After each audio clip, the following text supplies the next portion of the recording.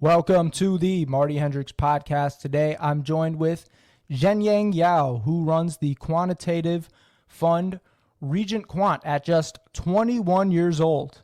And fun fact, we share the exact same birthday. He got his start on the popular Chinese finance social media platform known as Snowball. In Chinese, 数位九, whereas a teenager, his research got millions and millions of readers. Welcome, Zhengyang. Yeah. Zhengyang, are we in an AI bubble? Well, there's always a bubble, but I think this time the bubble is being justified by corporate earnings.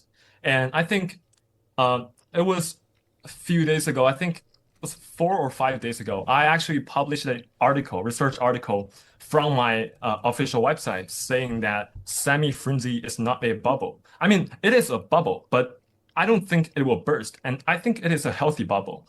I mean, bubble is always there, but it is about if it's a healthy one or not. I think it's a super healthy one. And then I've been recently paying attention to Micron. I think you definitely heard about it. The memory, right? Micron SanDisk. And I think Micron now, the valuation for Micron is sitting at nearly $700 to $800 billion right now. But if you look at the PE ratio, it is still a single-digit PE ratio value, right? Right now, I think the PE ratio means like you are using the next 12 months earning estimate to value the company. That's called forward PE ratio. And the forward PE ratio right now for Micron is, I think it's 6.6, 6.5. And I mean, if we are going to still treat memory industry as a cyclical industry, because memory semiconductor industry is always cyclical, and then memory is one of the most cyclical industry right now.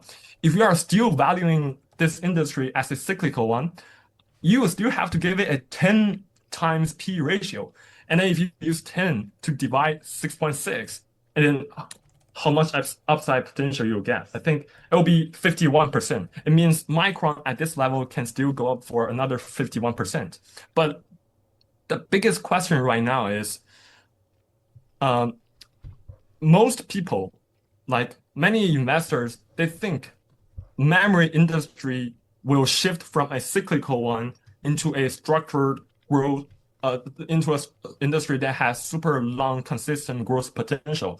If this is the truth, then we have to revalue the industry.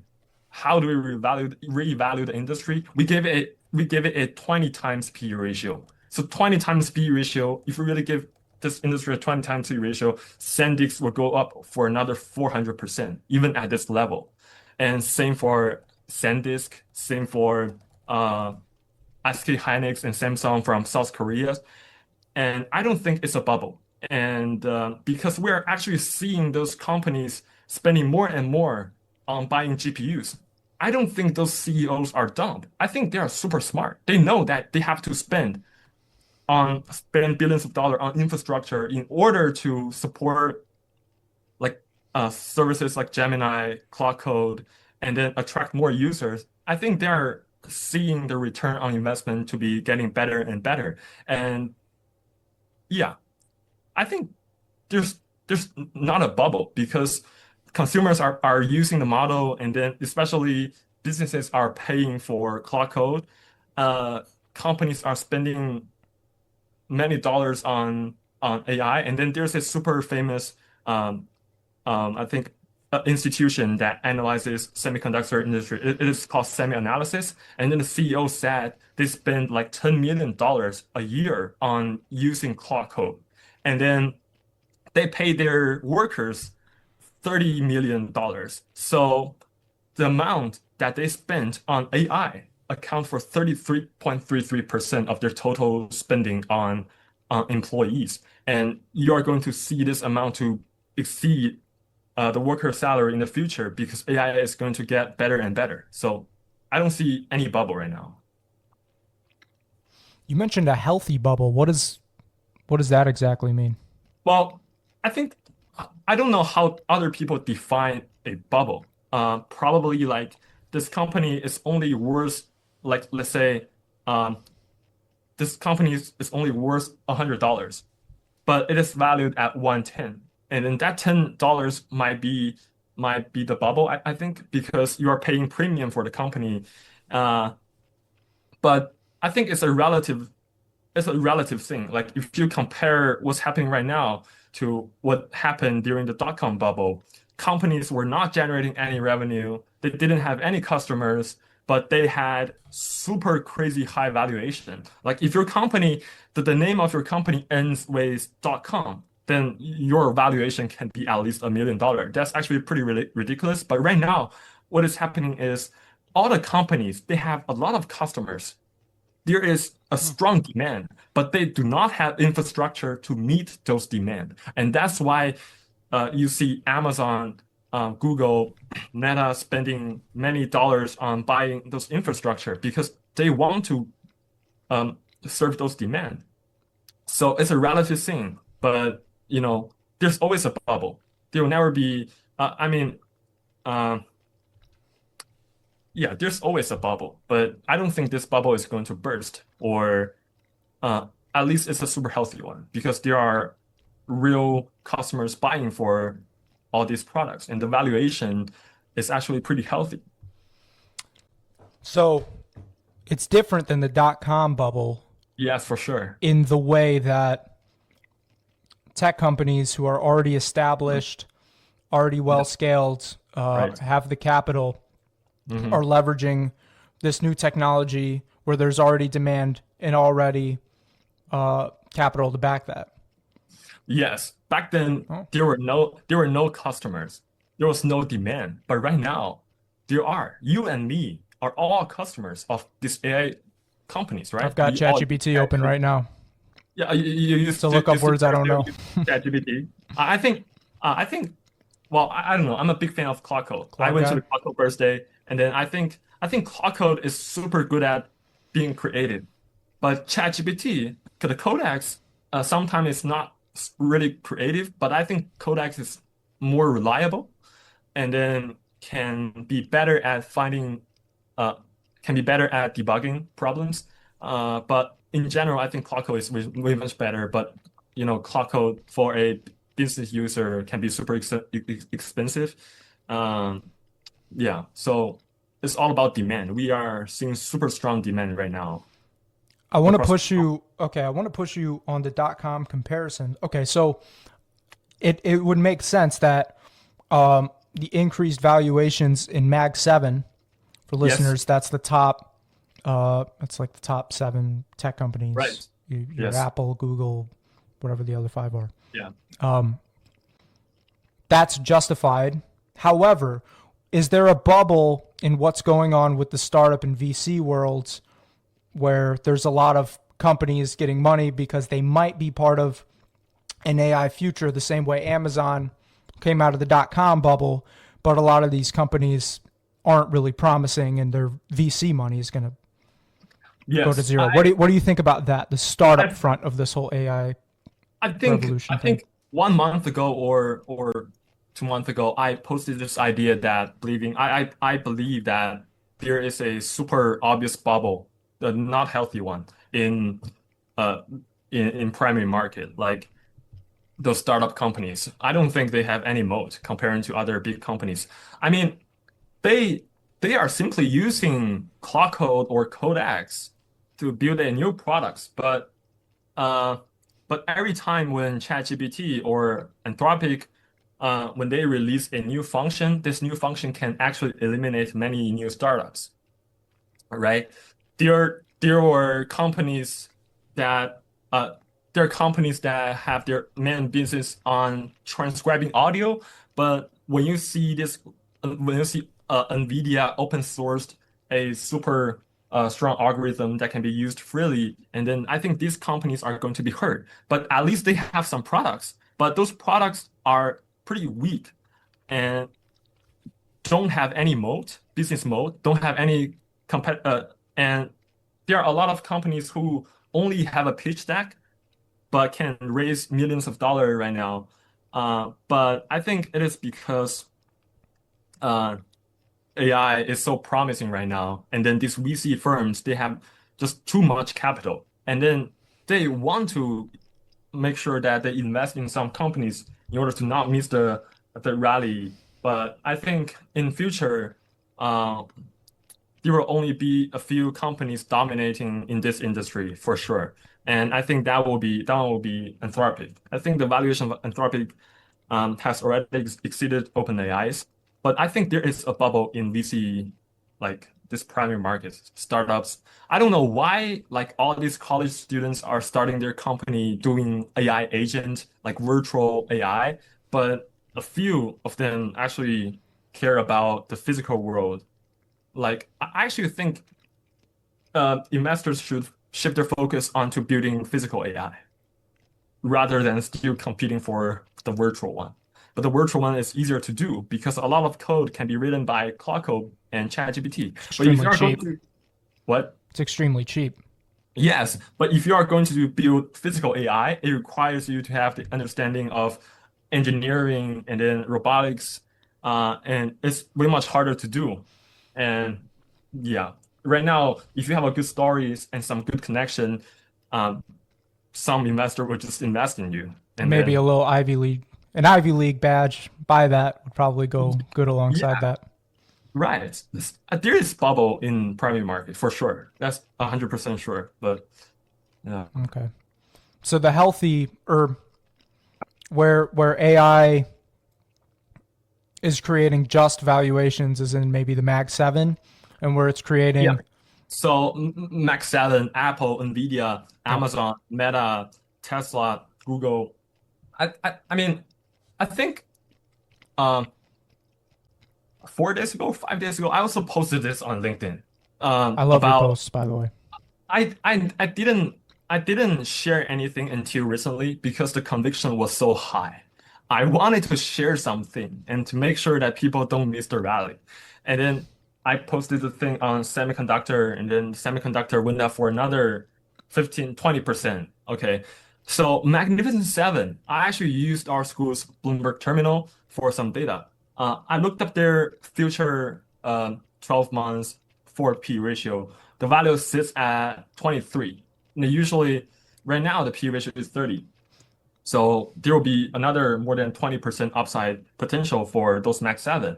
And I Well, think many people think that when investing in stock market, like if AI is doing well, uh, I would try to avoid investing in those large companies because their valuation, their market cap is so large. The unit is trillion. So they don't think there's too much upside for them.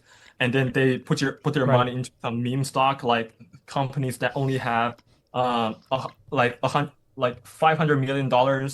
Um, Back then in 2023, people were talking about Soundhood AI, and the Soundhood AI was like super small cap, and then they believe What's this they called? believe Soundhood AI. The Sound ticker Sound Hoot? Soundhood AI. The ticker is SOUN, and then back then the market cap was so small, and then people believed that this company will outperform Nvidia because Nvidia back then was like 1 trillion to 2 trillion. But right now, look at what's happening right now. Soundhood AI, it's just a meme stock. And then Nvidia went up for another 200%. Yeah, that's so interesting. Nvidia So, leveraged what they already had. Um but yeah. the idea is that when you are investing, well, just don't care about the size because back to Mm, last century when there were I think US Steel was the first company that reached 1 billion market cap. But people back then would not believe in future there will be $100 billion company, right? But right now we have $1 trillion company. And then in 2019, when Apple just topped $1 trillion company, right. if I ask someone, do you think Apple will be 2 trillion or 3 trillion in the future? They'll probably like, no, Apple is already super high. But you see Apple becoming the first 2 trillion, 3 trillion, 4 trillion, 5 trillion. So I think um, yeah, large companies are going to do well in the future. Yeah. And then they are when you, if some founders can make their startup super successful, and then those companies will be acquired by those large companies because they have more cash, and then these founders will also want to exit or profit. So in future, there will be more and more companies acquiring these small successful companies, but these companies are primarily in primary market rather than secondary market, meaning you cannot buy them. So I mean, if you're in secondary market, just buy those large cap. They have the highest certainty. Yeah. Well, it seems like if you're buying the market, you're essentially buying the Mag 7 right now anyway. Uh, They're making uh, up like an enormous Magnificent Seven percentage. account for 50 to 60% of Nasdaq 100 Yeah, index, that's crazy. which you can buy by entering ticker QQQ. Right. Yes. So, and then what's more crazy right now is that QQQ has went up 15% year to date. But if you look at Max, the ETF MAGS, I think they only went up for like 6%. So if Max 7 continue to go up, it can push the market even higher. So Let me ask you a question though. The fact that um, these index funds, the market is these index funds are okay. essentially like buying the Mag 7. It's like buying tech. Is that a hmm bad thing? I mean, someone who's in quantitative finance, the risk of that, if something happens to tech, by nature, you're overexposed to tech. No, is that a problem or is Right. this a good thing? What? Well, it's you're actually talking about concentration risk. You are Right. putting most of your money. I mean, the risk and reward ratio is always positively correlated. Uh, Technology industry when they go up, the upside can be huge, and then when it goes down, the downside is also pretty huge. But I think it's not a worry because if you look at SP 500, SPY, it has 500 companies, 500 largest companies in US, but SPY has consistently underperformed QQQ. And I think if you are, I personally have my own personal account. I put all my money into Max 7 rather than QQQ. So I'm actually more radical. But That is for a pretty value, radical. Go yeah, but 500 to 100 to 7. for a value investor, I mean, you can just buy QQQ. It's actually okay. And then SP 500 company, they're actually trying to compete with QQQ in the future. That's why you see SP 500 included SanDisk earlier than Nasdaq because they wanted to like include those tech companies uh, early and then make sure that they can outperform QQQ. So high concentration means you will get a higher return during a bull run. But when there's a downturn, concentration risk can cause you to lose more.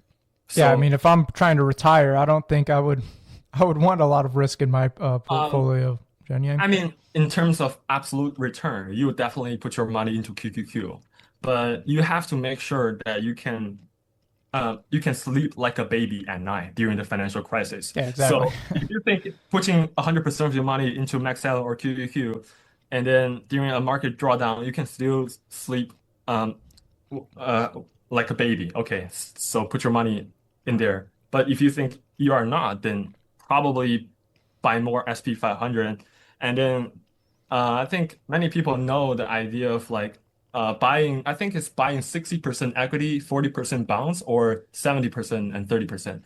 But this strategy has become less effective because we are now living in a high interest rate um, world, and this strategy has become less effective. This strategy effectively lower your volatility, but um, yeah. So it depends on your risk aversion.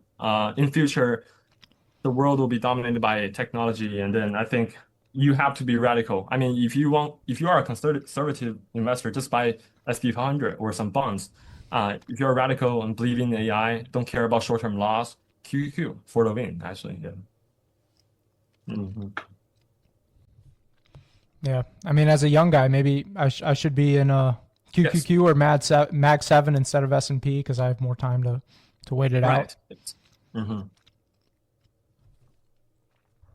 Let's talk about the macroeconomics, greater kind of like societal levels of AI aside from the market. So I think the political kind of questions that arise are very important. I know you're a fan of Elon Musk, and he has a lot of interesting things to say about it. What's your take?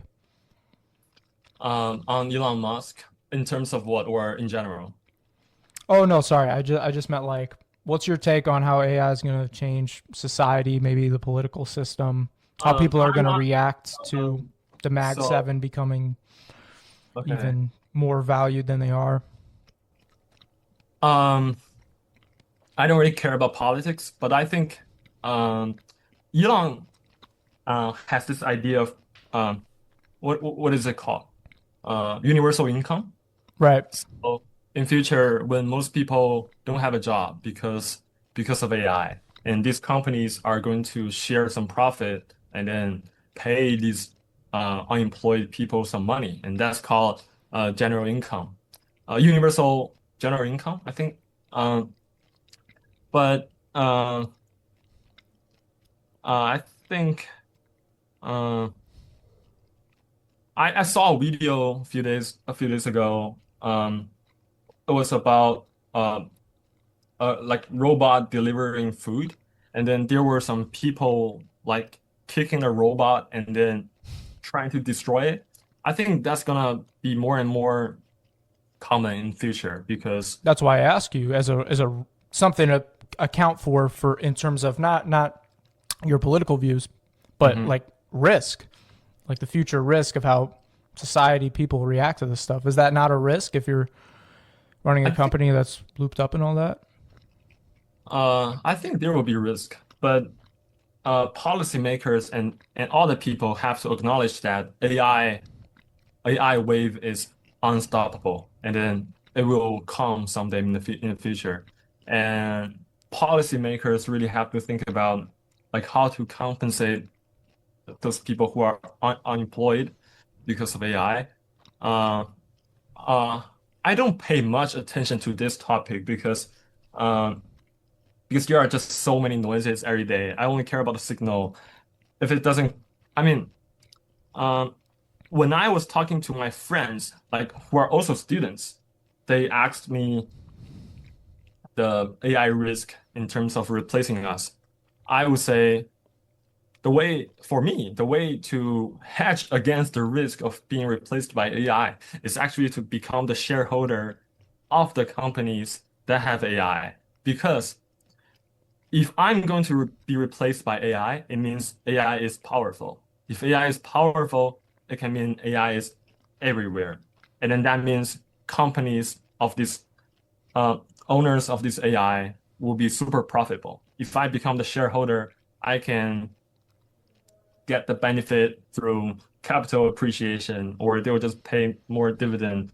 Uh, but uh, for someone to do this, you have to make sure you have a good amount of principal. Like if you only have $1,000, it's not meaningful. But if you have like some more capital, I think you have to allocate your money into buying these companies in order to hedge against the career risk. I don't know, but I think AI won't replace all jobs, and then there are more jobs that cannot be replaced by AI. And I would say the most important thing for people to do right now is to be open-minded and then to learn what is changing in AI world to make sure that they know how to use those AI. People will not be replaced by AI. People will be replaced by people who know how to use AI in the future. I think that's pretty important. But there will always be some people in the society uh, that will be um, replaced by AI, and then those are something that those policymakers and politicians have to think about. Probably someday in the future, universal general income will become a thing, and then at least to make sure that people have some income. And I also think in the future, like according to Elon Musk, in the future we'll see. uh, the world of abundance, everything, um, like mm, there will be no poverty because it's easy to produce anything. And yeah, that's my view on this topic. Yeah, I think Sam Altman floated around the idea of Mhm. a public wealth fund. To your point about people Yeah, owning these companies that are owning the AI as a solution, this yeah, public wealth fund idea. I think a few years ago he launched a coin called World Coin. So World Coin, Who did? Sam Altman, World Oh, Coin. It's a crypto. I don't know how it works, but probably same idea as general universal income. Um, yeah, but I don't know. The future is going to be exciting. You don't know what's going to happen. Like if you know, like when you are playing a game, you know what's going to happen in the future, you will lose your interest in the game. But right now, the more uncertainties, actually the better for me. I think, you know, well, yeah, you don't have a lot to lose. You're a young guy. yeah, the future will be uh I can't imagine. I Um, can imagine though, if you're someone who wants stability though, like you want to retire, you've got a mhm, wife and kids or something. This stuff is not what you want going on. Maybe mhm, this high volatility and maybe the current administration with the volatility coming from government choices isn't helping that too much. right. But yeah, it's an interesting discussion to have about risk and who benefits in a really Yeah. volatile environment. Um, so wait, when you mentioned Micron early on, so is Micron undervalued? Of course, undervalued. If you, yeah, it is 100% undervalued. But this is not an investment advice. So, I mean, the world is short on everything related to AI. And memory right now is the bottleneck. And then it used to be super cyclical industry, like when these companies only have these memory chips, and then suddenly there's a boost in demand. They invest in a new factory, and then the supply uh, goes up, and then the price goes down, and then that's like a cycle. But right now, we are actually seeing a super strong cycle. But I think there's a super high probability of this industry shifting from a cyclical one into a high growth potential one. If that Hmm. happens, that Micron will enjoy a at least 20 times PE ratio. And then now it's just 6, 7. So yeah, 6, 7. So it'll be another 300% upside potential. And Why haven't investors already priced this in? yeah, I mean, Is that what's making you not sleep at night and you're but wondering if you that? but if you look at the Micron, uh, the idea of investor have already priced in the expectation like has always been there. And then even a month ago, but look at right now. And then Micron went up another 15% this Monday. Oh, Uh, I think, well, I mean, depends on your accuracy. If you are not accurate, you will miss the rally. If you are accurate and then you think you have super high conviction, you will just buy Micron and then until it reaches certain level. Uh, uh, Oh, at least the CEO even said the demand in memory chips can last to 2028, 2029. I think And their earnings are pretty good, right? Too. Their super revenue's strong, growing. Yeah. super strong. So Fair. they made, I think, like big math, I think, six. They're making, I think that they're making 100 billion in net income, um, this year. Let me look up their, Nice. uh, yeah, they're basically printing monies right now. So yeah, they made $13 billion in the last quarter. So if you multiply it by four, and there will be more growth. So it will be, I think, $100 billion in net income this year, probably. And then so 100 100 billion times 10, which is the valuation for a cyclical industry. meaning Micron's valuation right now should be a trillion. And now Micron is just 840 billion right now. Hmm. And but if you buy it right now, the margin of safety will for sure be much lower. And that's because it's But cyclical. yeah, but if it becomes non-cyclical, it will be much more rewarding. I don't know. So, Hmm. That's uh, a cool take. Yeah, I mean, you know, I mean, if you look at South Korea's stock index, cost BI, the country index went up nearly 80% this year wow. because more than half of the corporate profit comes from Samsung and SK Hynix. Talk about concentration. Yeah. Oh, I I heard I read a news talking about um mm, 30% of unemployed people last year. The reason for their unemployment was because they wanted to go back home and then just trade stocks for a living. That was last year. And now stock market went up 80%. Um, and SK Hynix is paying huge dividend to all the employees, including janitors. And that is crazy. They are printing money. And that's why we are seeing semiconductor uh, going up so high right now because they are It's the nuts. first because they are the first to enjoy the profit, right? And then in the future, the profit will just pass down to these magnificent seven companies. And yeah, so mm, right. Mm. Yeah. Before we go, I just wanted to ask a quick question. What's going on in China?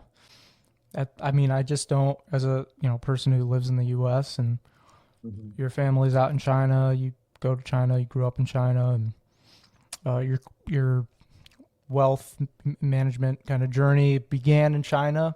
I'm Right. wondering what what's going on over there, in terms of markets, in terms of anything So you in want to talk about. China, when you trade stocks, China's stock market is heavily driven by policies. Hmm. So China really encourage, um, I mean, if you look at DeepSeek, and then there's another company called Minimax, and then GLM. Uh, I haven't heard of those two. What are they? They're just like other they deep are seeks. competitors of ChatGPT, Cloud Code. Okay. And in China, I mean, I think if for people who do physical AI, um, they probably want to build their factories in China because China is super good at manufacturing at large scale at super low cost. And so if you want to do physical AI, probably you want to go to China. And okay, oh yeah, China, I mean, all the models are powered by energy. And then China has super low price for electricity. So my family have a Model Y, and then Why? it only because we have good infrastructure, Mm. right? We have so many people, and then so you have to make sure you have a super robust infrastructure to power the city. Oh, And yeah, we have a Model Y in China, and then it only cost us I think $3.5 to charge our Tesla from 0% to 100% using our home electricity. sorry, I'm not an But EV owner. What is that like in America? right, so in America, I also have Model Y. It costs me This is a different uh Model Y. same, totally the same. And Like, did then you bring over your Model Y from China?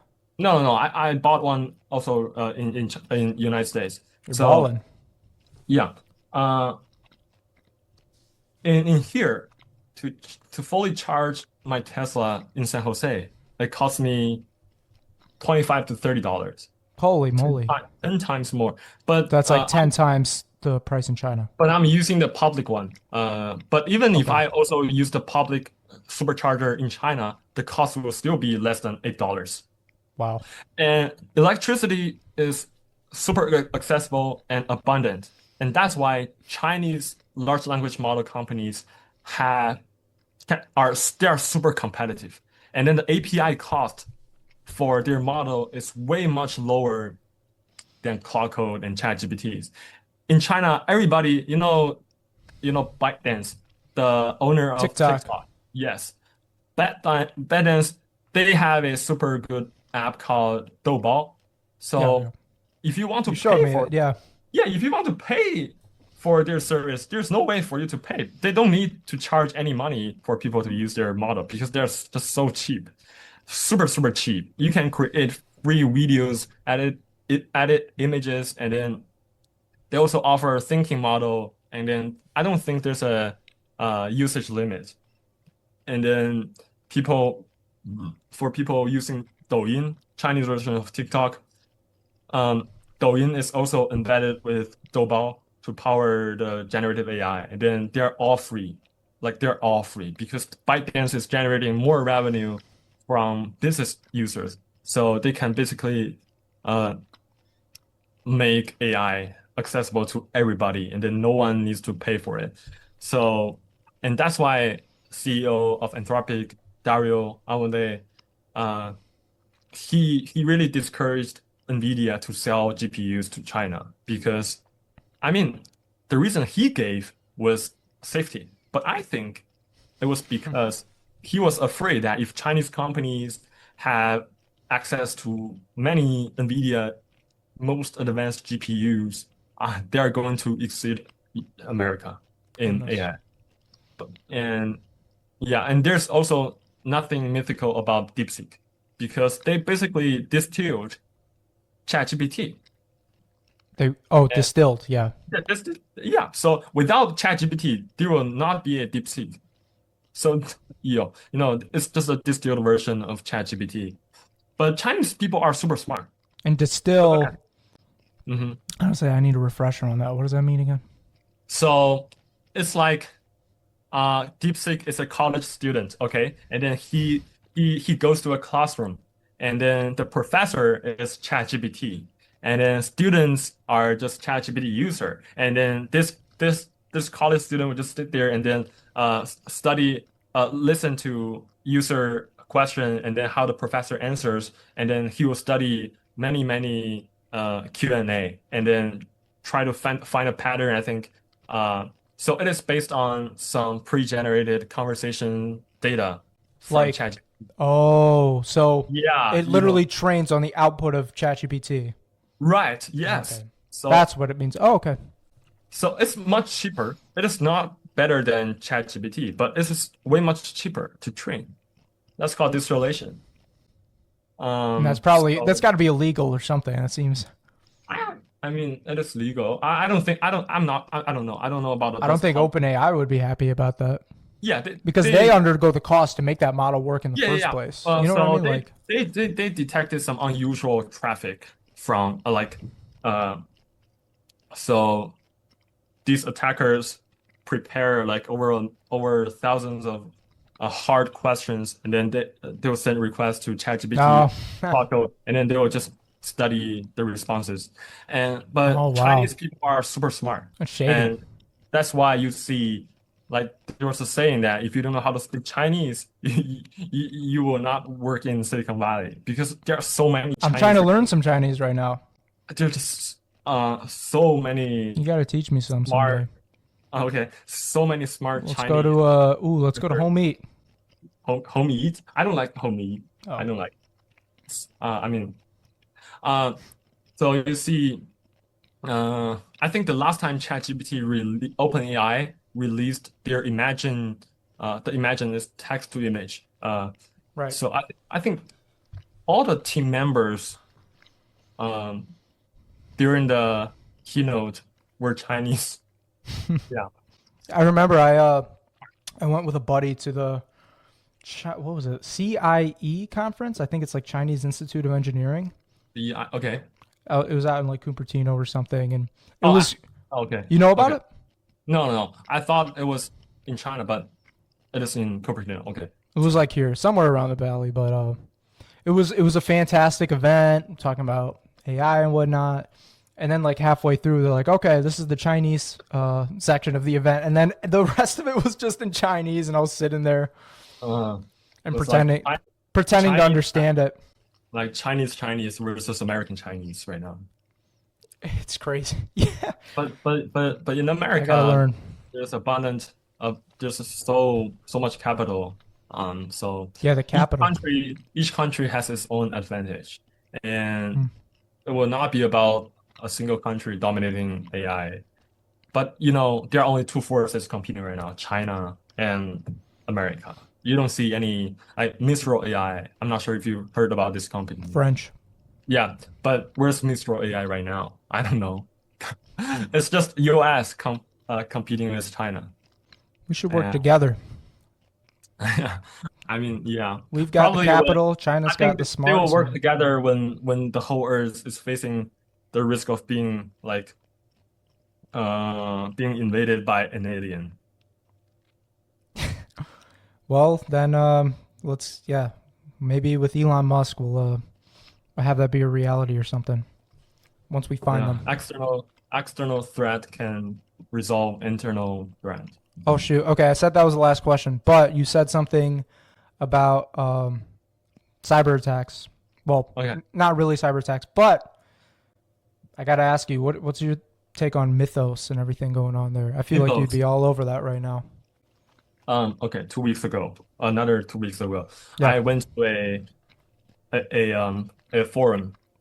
So that investor said the reason why Anthropic didn't release Mythos was actually not because of safety. It is a concern, but the primary reason was they didn't have enough compute. But Mythos is a concern. I mean, it is super good at attacking everything.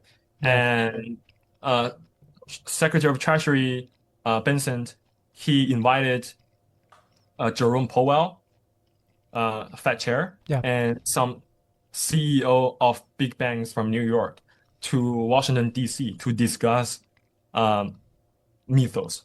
So U.S. government is deciding to rest these models before they're made to be public. And yeah, they are a big concern. And banking system is the most important. Right. So it stores all data related to money, and they are releasing Mythos to corporate users right now. They want to make sure these big companies use Mythos to defend them well before making Mythos public to everybody else. It is good at attacking, but it can also be pretty good at defending because actually, we the world is short on cybersecurity talents. We don't have too many people who are good at cybersecurity. But imagine Mytho is made available, and then so AI safety is a concern in the future, and that's why I actually think it's pretty good that it is Anthropic who becomes the first company to have a super strong model that is good at attacking, because the CEO of Anthropic really think the safety of AI is pretty important. Imagine a company who doesn't really care about AI safety, but has the world first model that is good at attacking, and then that will be a problem. But I think Dario Amodei knows what he's doing, and then I don't know. But Mythos will be available this year to everybody.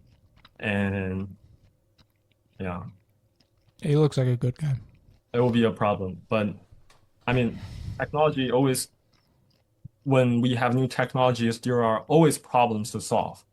And will always come. You cannot stop it. So the future will be increasingly interesting. And we'll see how it goes, actually. And What a great way to wrap it up. Zhengyang, you're a genius, man. You're a genius. You know No. everything. You know everything, and this was a really substantial podcast. Like a lot of insights, a lot of substance, a lot of great takeaways for me at least. So thanks for coming on.